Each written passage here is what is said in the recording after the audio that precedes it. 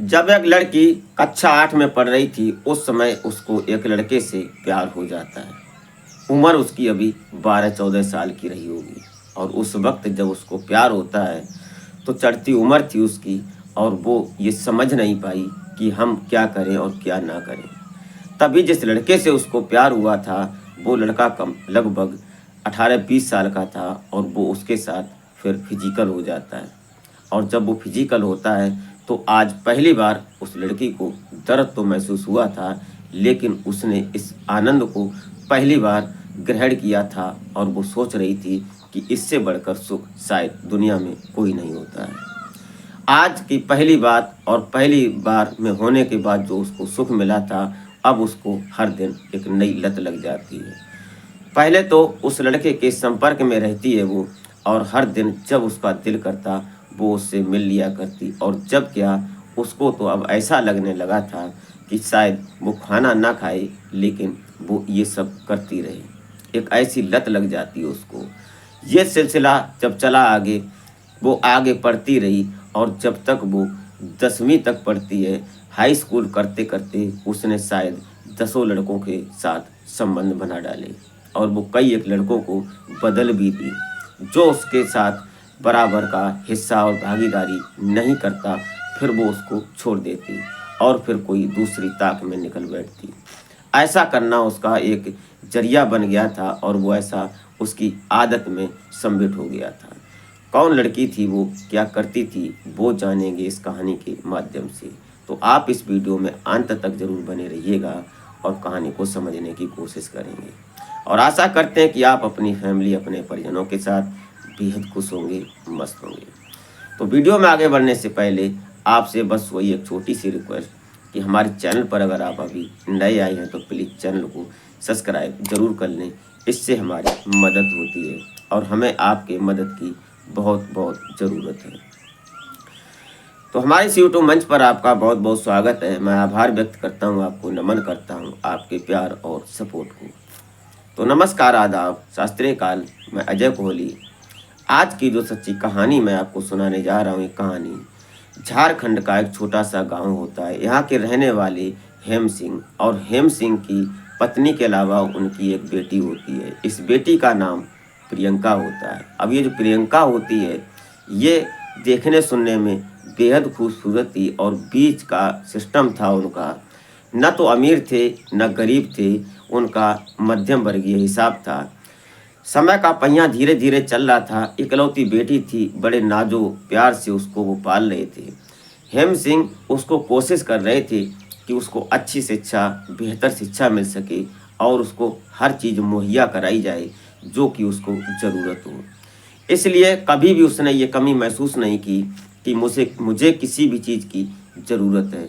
ज़रूरत होने से पहले ही उसके पिता उसको वो चीज़ लाकर दे दिया करते थे, इतना प्यार करते थे।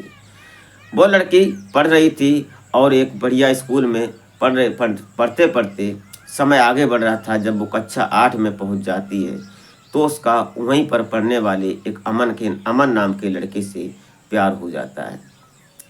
अभी उम्र का पड़ाव ऊंचा ही हो रहा था और वो उस अमन से जब मिलती है तो अमन कहीं ना कहीं उसको भी प्यार कर बैठता है। अमन जो था वो लगभग 10वीं में पढ़ रहा था। उसकी उम्र उससे ज़्यादा थी, वो 17-18 साल का लड़का था। उन दोनों में बातें होती हैं पहले और फिर बातों का सिलसिला आगे बढ़ जाता है और वो फिर प्यार हो जाता है और प्यार कहीं ना कहीं शरीर तक पहुंच जाता है। एक दिन अमन उस जो प्रियंका को बुलाता है, प्रियंका तुरंत चली जाती है और फिर वो एक जगह पर दोनों इंटीमेट होते हैं। उसके बाद ये सिलसिला जब उन्हें आज प्रियंका ने महसूस किया अपने शरीर पर तो कहीं ना कहीं उसके शरीर के जो अंग थे वो बदलाव में दिखाई देने लगे। वो अपने आप में ये सोचने लगी कि मैं एक महिला हूँ, मैं एक लड़की हूँ और वो वास्तव में खूबसूरत थी और वो अपनी खूबसूरती पर इतनी इतराने लगी कि शायद वो एक गलत राह पर चल पड़ी। उसने अपने उन माता पिता के प्यार को बिल्कुल नहीं समझा और वो आगे बढ़ गई। उस प्यार को ठुकराते हुए नए प्यार की तलाश में निकल जाती है। उस अमन से उसका रिलेशन लगभग 2 साल चलता है, जब तक वो 12वीं करता है तब तक इधर ये प्रियंका जो थी वो 10वीं में पहुंच जाती है। अमन इंटर करने के बाद आगे ग्रेजुएशन में चला जाता है और ये जो 10वीं करती है 10वीं उसी स्कूल से करती है। जब वो निकल जाता है फिर पता चलता है कि जो प्रियंका थी उसने दूसरा बॉयफ्रेंड बना लिया। अब जब दूसरा बन जाता है तो उसका रिएक्शन कुछ अलग तरीके से था, वो कुछ अलग हटके कर रहा था उसके साथ। फिर पता चलता है कि उसने सोचा कि अमन और तरीके से हमारे साथ करता था और ये दूसरी तरीके से करता है, इसकी आदत कुछ अलग है, इसकी परफॉर्मेंस कुछ अलग है। तो उसने अब अलग अलग लड़कों से मिलने की कोशिश जारी कर दी। वो फिर कई एक लड़कों से मिलने लगी। धीरे धीरे वो उम्र से पहले इतनी बड़ी हो गई कि वो अपनी माँ से भी शरीर में ज़्यादा हो गई। उसके शरीर का जो विकार था, अंग थे, वो इतने बड़े हो गए कि वो कहीं ना कहीं उसकी माँ भी इस बात को महसूस कर रही थी कि प्रियंका में इतनी जल्दी बदलाव कैसे आ गया। उसने अपने पति से भी कहा, हेम सिंह से, कि देखो लड़की, अब मुझे लग रहा है कि शायद गलत रास्ते पर चल पड़ी है। लेकिन जब उससे उसकी माँ पूछती है कि देखो प्रियंका कुछ गलत मत करना, न तुम्हारे पिता की बदनामी हो जाएगी, तो बोलती है नहीं माँ, ऐसा कुछ नहीं है, मैं पढ़ाई कर रही हूँ और खाने पीने का ये सिस्टम है, इसलिए शायद तुमको ऐसा लग रहा हो कि हमारा शरीर बदल रहा है, उम्र है इसलिए बदल रहा है। कहीं ना कहीं अपनी माँ को नए जमाने की लड़की थी वो बहका देती है, बात करके इधर उधर टाल देती है। उसके बाद एक दिन ऐसा महसूस करते हैं दोनों लोग पति पत्नी कि इसकी शादी कर दूँ। जब तक उसकी इंटर होती है तब तक उसकी शादी करवा दी जाती है और शादी हो जाने के बाद जो उसका पति होता है, एक पति से वो शायद संतुष्ट नहीं हो पा रही थी, क्योंकि उसकी लत जो लग चुकी थी आए दिन नए लड़के नए मर्द बदलने की। फिर वो शादी जो थी लगभग 5 साल तक चलती है और 5 साल के बाद प्रियंका कैसे भी करके धक्का मारकर वो शादी चलाती है और फिर उसके बाद वो अलग हो जाती है, तलाक हो जाती है। और तलाक होती है उस पति से, वो एलमनी लेती है और पैसा लेने के बाद अब वो फ्री हो जाती है। 5 साल के अंतराल में प्रियंका के कोई भी बच्चा पैदा नहीं हुआ था, वो अभी भी एक नई लड़की थी।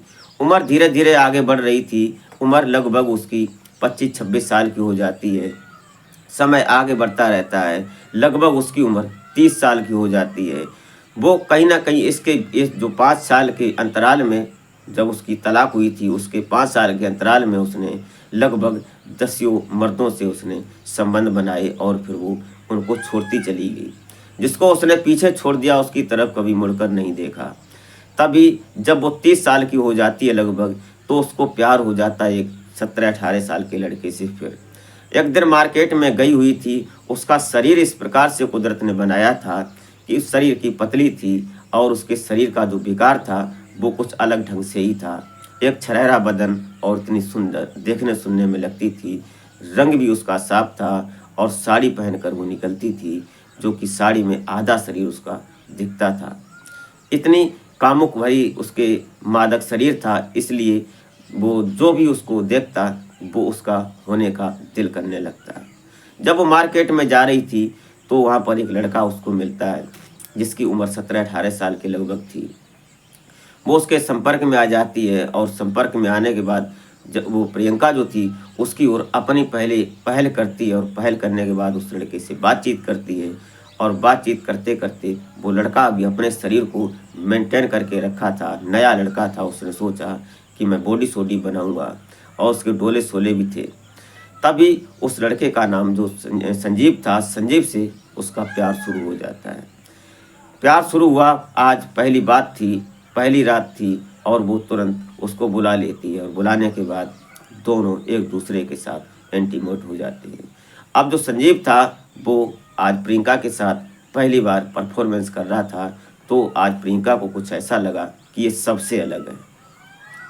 ये सब चलने लगता है, आज एक बार हुआ, फिर सिलसिला आगे ही बढ़ता रहा और ये सब चलने के बाद एक दिन ऐसा आ जाता है कि प्रियंका बोलती है कि अब मैं तुमसे शादी करूँगी, अब तक ऐसा कब तक चलेगा। तभी वो बोलने लगती है, जो प्रियंका ने उसको बोला संजीव को, तो संजीव बोलता है कि देखो शादी नहीं कर सकते क्योंकि तुम्हारी उम्र लगभग 30-32 साल की है और मैं अभी 17-18 साल का हूँ, शादी कैसे हो सकती है? लगभग आधे से कम उम्र का फासला है। हमारे पिता हैं, हमारा एक छोटा भाई भी है। इस बात को कतई एक्सेप्ट नहीं करेंगे। हमारी माँ बिल्कुल नहीं बर्दाश्त करेगी, क्योंकि हमारे घर में लव मैरिज को अग्रता नहीं मिल सकती। ये सब बातें हुई तो कहीं न कहीं प्रियंका जो थी उस पर खींच जाती है, उस पर अपने अंदर टीस भर लेती है कि मैं इससे शादी ज़रूर करूँगी। ये बात सुनकर सोचकर वो कहीं न कहीं एक दिन प्लान करती है, बोलती है कि इधर-उधर कब तक करेंगे, चलो एक दिन होटल में चलते हैं। और फिर वो पहुँच जाते हैं ओयो, और वहाँ जाकर जब बेड पर पहुँचते हैं तो एकदम अचानक प्रियंका बोलती है कि यार ऐसा करो, अभी मेरा पीरियड्स ख़त्म हुआ है, ऐसा करो कुछ सेफ्टी लेकर आ जाओ। जैसे ही वो सेफ्टी लेने नीचे चला जाता है, इतने बीच वो एक अपना जो फ़ोन था उसने कैमरा लगाकर ऐसे सेट कर दिया कि जब संजीव आता है और आने के बाद फिर उससे वो सब करने लगता है। उधर जो वीडियो थी वो रिकॉर्ड होने लगती है और फिर वो अपने घर चले जाते हैं। घर चले जाने के बाद उसने लगभग 2 घंटे की वीडियो रिकॉर्ड की थी, 2 घंटे तक वो होटल में रुके थे। उसमें से उसने लगभग 30 वीडियो क्लिप्स बनाई और एक करके उसके जब व्हाट्सएप पे डाली, उसने कहा कि शादी करो वरना मैं तुमको बदनाम कर दूँगी। मैं सोशल मीडिया पर एक्टिव कर दूँगी और तुम बदनाम हो जाओगे, तुम्हारे पिता की थू-थू हो जाएगी। ये बात सुनकर, देखकर कहीं न कहीं संजीव डर जाता है। वो क्या करे, अब वो बड़ा मेंटली परेशान हो जाता है, वो सोचने लगता है मैं अब क्या कर सकता हूँ। तभी वो उसका एक दोस्त वकील होता है, उससे मिलता है और उसको सारी बात बताता है। वो वीडियो क्लिप्स भी दिखाता है, तब वो बोलता है कि परेशान मत हो। बोलता है कि सीधा जाओ थाने में और वहाँ इस नाम से एफआईआर करो और बताओ अपनी सारी बात। ऐसा ही उसने किया। उसके बाद वो सीधी जो पुलिस में जाकर कंप्लेंट करता है और पूरी डिटेल्स बताता है अपने ऊपर जो गुजरी थी। उसके बाद पुलिस तुरंत एक्टिव होती है और प्रियंका को पते के आधार पर धर दबोचती है। जैसे ही प्रियंका तो फ्री थी, उसने सोचा नहीं था कभी कि हमारे ऊपर कुछ ऐसा एक्शन होगा। जैसे ही पुलिस उसको पकड़ती है, फिर वो सारी बात जब उससे पूछताछ की जाती है तो प्रियंका कहीं न कहीं अपना गुनाह कबूल कर लेती है।